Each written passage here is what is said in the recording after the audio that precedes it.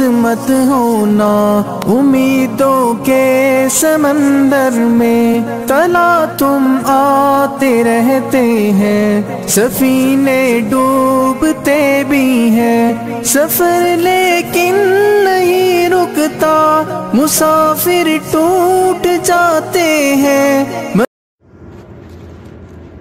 السلام علیکم ورحمۃ اللہ وبرکاتہ. الحمد للہ رب العالمین والصلاة والسلام علی رسولہ الامین. اما بعد رب اشرح لی صدری ویسر لی امری واحلل عقدۃ من لسانی یفقہوا قولی. معزز سامعین، ہمارا یہ 51 درس ہے 51 سلسلہ جو ہم نے شروع کیا ہے دروس المہمہ لعامۃ الامہ اہم دینی اسباق کا. اخلاقیات پہ بات ہو رہی، حسن خلق کے فضائل پہ بات ہوئی، اور اس کے بعض چیزیں سابقہ جو ذکر ہی ہیں، سچائی وغیرہ، شجاعت، امانت. آج کی ہماری نشست میں آغاز کرتے ہیں وفا سے.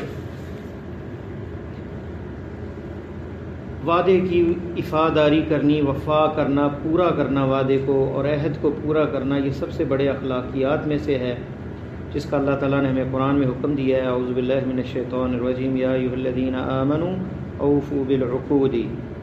اے ایمان والو، جو ایگریمنٹ ہو ان کو پورا کیا کرو. جو عقد ہوں، جو ایگریمنٹ ہو، جو ہمارے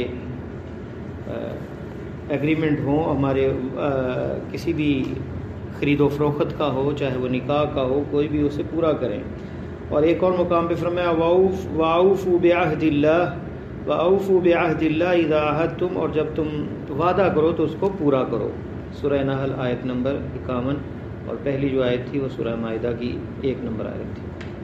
وفا نہ کرنا، وعدہ پورا نہ کرنا، یہ منافقین کی صفات میں سے ہے. نبی علیہ السلام نے فرمایا وَإِذَا عَاهَدَ غَدَرَ. منافق کی جو نشانیاں بتائیں کہ جب وہ وعدہ کرے تو وعدہ پورا نہ کرے. اذا عاہد، عہد کرے تو غدر، اس کی مخالفت کرے. وعد کذالک، اور یہ بھی آپ نے کہا واذا وعد اخلف، وعدہ کرے تو اس کی مخالفت کرے. اسی طرح جو شرطیں ہم اپنے کسی بھی ایگریمنٹ میں کرتے ہیں، خرید و فروخت ہو یا نکاح کا ہو، تو ان میں آپ نے فرمایا اس کے بارے میں فرمایا ان حق الشروط ما استحللتم به الفروج. سب سے زیادہ حقدار جو شرطیں ہیں جن پہ پورا بندے کو اترنا چاہیے، جن کے ذریعے بندہ بیوی کو حلال کرتا ہے. اور آپ نے فرمایا المسلمون علی شروطہم، مسلمان اپنی شرطوں پر ہوتے ہیں. تو اس میں یعنی آپ نے ترغیب دی ہے کہ مسلمان اپنی شرطوں کو پورا کرتے ہیں، وہ عہد کی پاسداری کا خیال رکھتے ہیں اور اس میں دھوکہ نہیں دیتے، خیانت کے مرتکب نہیں ہوتے. اسی طرح بندہ لوگوں کے جو حقوق ہیں، لوگوں کے ساتھ جو ایگریمنٹ ہے ان کو پورا کرے اور کسی کے ساتھ خیانت نہ کرے. ایک اور اہم خلق جو ہے وہ ہے حلال روزی کو طلب کرنا اور حرام سے بچنا. اور یہ فرض ہے ہر مسلمان پر، اور ہمیں حکم ہے کہ ہم پاکیزہ کھائیں جو اللہ تعالیٰ نے ہمارے لیے حلال کیا ہے، اور ہر حرام چیز کو حرام قرار دیا ہے ہمارے لیے. ہر جو چیز ناپاک ہے اور حرام ہے اسے کھانا بھی حرام ہے. ابو ہریرہ رضی اللہ تعالیٰ عنہ کہتے ہیں اللہ کے رسول صلی اللہ علیہ وسلم نے فرمایا ان اللہ تعالی طیب لا يقبل الا طیبا. اللہ پاک ہے اور پاکیزہ ہی پسند کرتا ہے.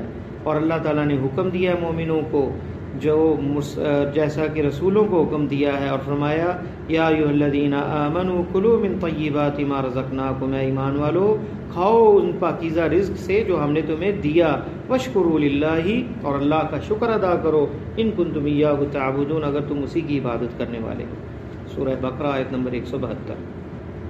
پھر آپ نے ذکر کیا اس آدمی کا جو لمبا سفر کرتا ہے اور پرگندہ اس کے بار ہے، اور ہاتھ اٹھا کر وہ دعا کرتا ہے اور کہتا ہے یا رب یا رب، اے میرے رب اے میرے رب، لیکن اس کا کھانا پینا حرام کا ہے اور وغذی بالحرام، اور حرام غذا ہے اس کی. فأنى يستجاب لذلك، کیسے اللہ اس کی دعا قبول کرے. رواہ مسلم، یہ صحیح مسلم میں ہے.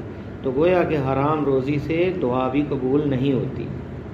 اسی طرح مسلمان کو سود سے بھی بچنا چاہیے. سود جو ہے وہ کھانا حرام ہے.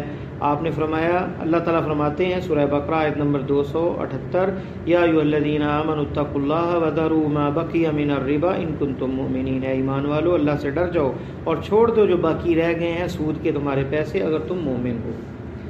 اور فرمایا ان الذین یاکلون اموال الیتامی ظلما انما یاکلون فی بطونہم نارا وسیصلون سعیرا۔ ربا کے بارے میں، سود کے بارے میں ایک حدیث میں آیا کہ اللہ کے ہاں یہ 36 زناؤں سے بدتر ہے، اور ایک روایت میں یہ لفظ ہے کہ جیسے بندے نے ماں کے ساتھ زنا کیا، سود کی 70 سے زائد شاخیں ہیں اور سب سے ادنا شاخ کا اتنا گناہ ہے جیسے ماں سے بدکاری کی ہے۔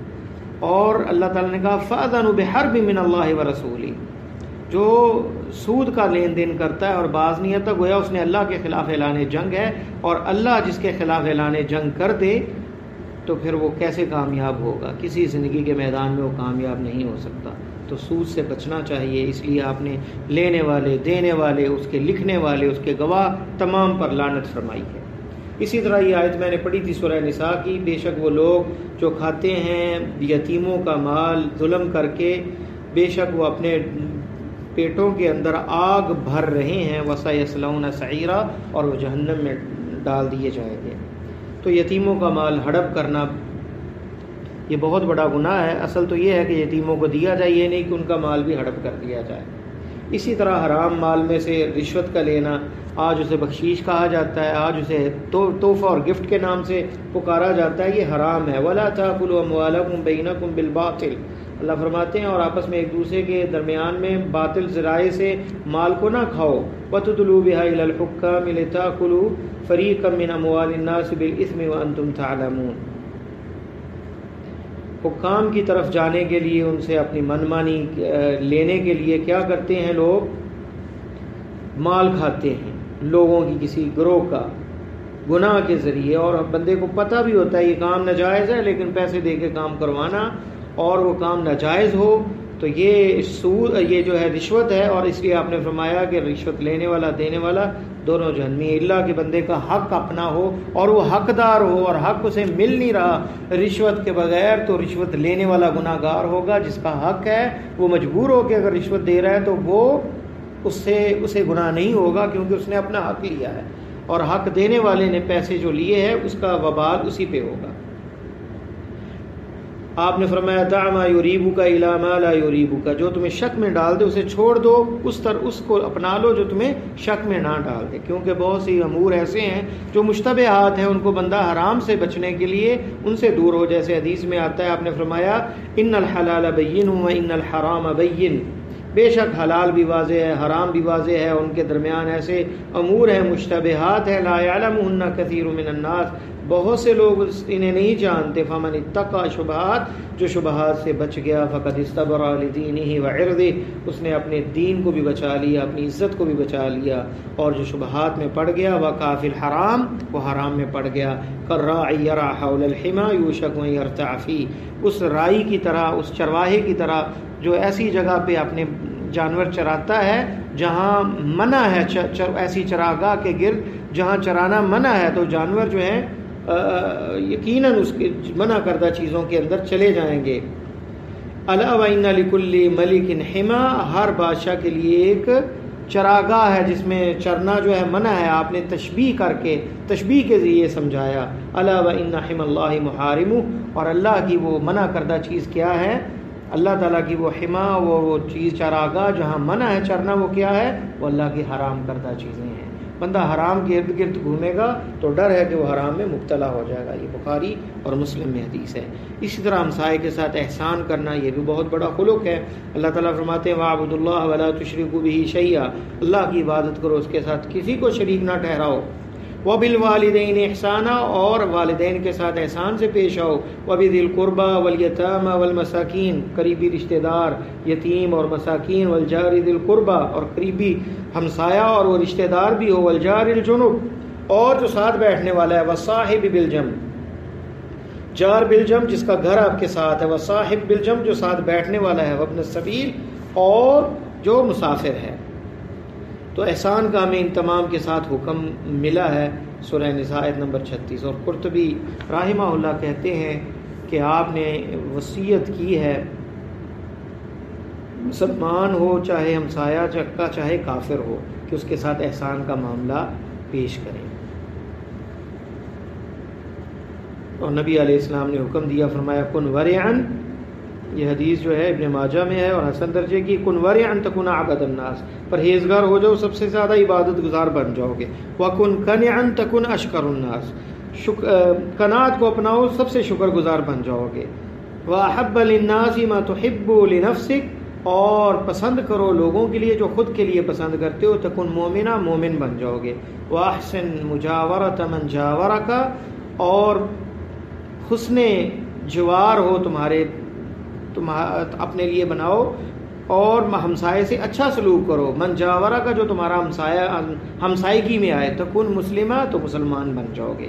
تو گویا مسلمان کی تعریف یہ ہے کہ وہ اپنے ہمسایوں سے اچھا سلوک کرتا ہے. ابن ماجہ اور ابو یعلا ابو نعیم نے فی الحلیہ میں سے روایت کیا، حسن درجے کی حدیث. اندازہ کریں کتنی عظیم حدیث ہے. عبادت گزار بننا ہے تو پرہیزگاری کی زندگی کو اپنائیں، شکر گزار بننا ہے تو قناعت کو اپنائیں، مومن بننا ہے تو اپنے لیے وہ لوگوں کے لیے وہی پسند کریں جو اپنے لیے پسند کرنا ہے، اور اگر مسلمان بننا ہے تو ہمسایوں سے اچھا سلوک کریں. عائشہ رضی اللہ تعالی عنہ فرماتی ہیں کہ اللہ کے رسول صلی اللہ علیہ وسلم نے فرمایا ما زال جبریل یوصینی بالجار حتی ظننت انہ سیورثہ.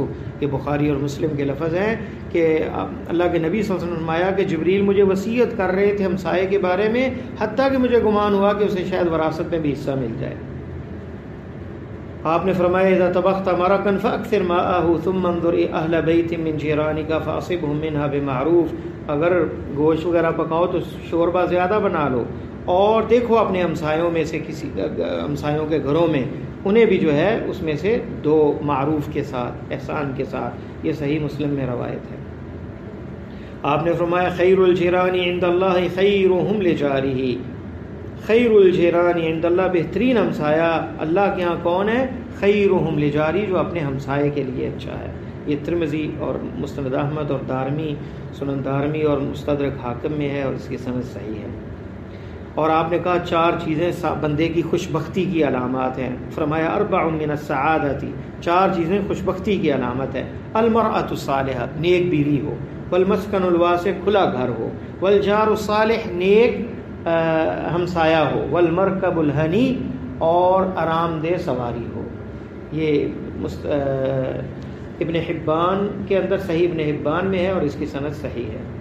اندازہ کریں سعادت خوشبختی کی علامت سمجھا گیا ہے. آپ نے شمار کیا اس کو جس کا ہمسایہ نیک ہو. اور رہا حاجت مندوں کی جو حاجات کو پورا کرنا، فرمایا واللہ فی عون العبد ما کان العبد فی عون اخیہ. اللہ تعالیٰ اس بندے کی مدد کرتے رہتے ہیں جب تک بندہ اپنے بھائی کی مدد کرتا رہتا ہے.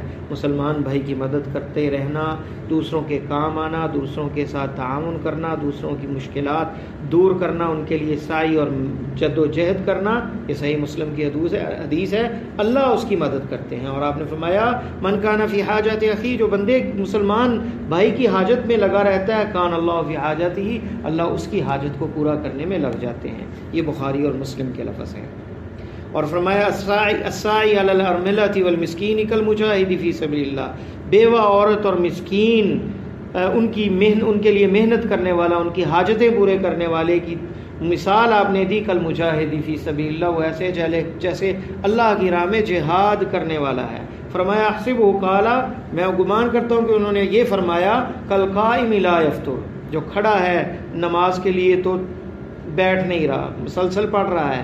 وکالصائم لا یفطر، جو روزے رکھ رہا ہے تو مسلسل رکھ رہا ہے. ان کے مقام کو پہنچ جاتا ہے بندہ جو مسکینوں اور بیوہ عورتوں کی حاجات کو پورا کرتا ہے، اس کے لیے محنت کرتا ہے. یہ بخاری اور مسلم کے لفظ ہیں. تو آپ نے فرمایا اشفعوا تؤجروا، سفارش کیا کرو جو حقدار ہے ان کی، نہ حق لوگوں کی نہیں، جو حقدار ہیں اور ان کو حق دلوانے کے لیے ان کی سفارش کیا کرو. تؤجروا، اجر پاؤ گے. یہ بخاری اور مسلم میں ہے. تو اندازہ کریں آپ نے فرمایا وتعین الرجل فی دابته فتحمله علیها او ترفع له علیها متاعه صدقہ. کسی آدمی کی مدد کرنا، اسے ساتھ سوار کر لینا یا اس کا سامان اٹھا لینا، یہ بھی صدقہ ہے. بخاری اور مسلم کے لفظ ہیں.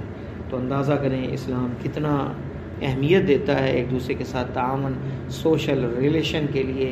کمیونٹی، اپنی معاشرے، اپنے جو مجتمع ہے، اپنا اپنے افراد ہیں معاشرے کے، ان میں آپس میں باہم تعاون، ہمدردی، ایک دوسرے کے کام آنا اور ایک دوسرے کی پریشانیوں میں شریک ہونا، اس کو دور کرنا، اس کے کتنا اللہ تعالیٰ نے اجر دیا ہے۔ اللہ سے دعا ہے کہ اللہ ہمارا خاتمہ ایمان پہ فرمائے اور ہمارے اندر یہ صفات جو ہے اعلیٰ اخلاق کی یہ بھر دے، اور ہم بھی ان صفات کے پیکر ہوں اور انہیں اپنی زندگی میں جو ہے نافذ کریں کہ جہاں بھی ہمیں موقع ملے غریبوں کے کام آئیں، مساکین کے کام آئیں، صرف اپنی ذات اور انانیت کے گرد نہیں گھومیں بلکہ لوگوں کو، اوروں کو نفع دیں۔